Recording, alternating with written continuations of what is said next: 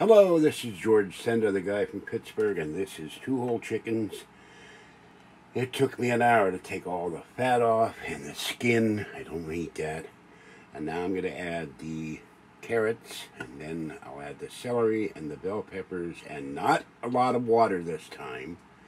I was going to make this in a Dutch oven, but it's too much work. It's hot in this kitchen. I got to buy a fan for this thing next month. All right, I'll be back. Okay, I've added the carrots. It looks like Halloween. And now the bell peppers. Hello, this is George Senda, the real, official, authentic, original, the one, the only, the official, the guy from Pittsburgh. Here's the celery. Now I'm going to put the lid on and turn it on, and I'll let you see what happens when it's done. Bye-bye for now. Okay. Here's the final result.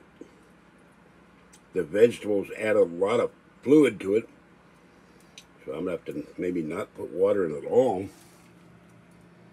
There's the final result. It's very good. All right, this is George Senda, the guy from Pittsburgh. Have a great day.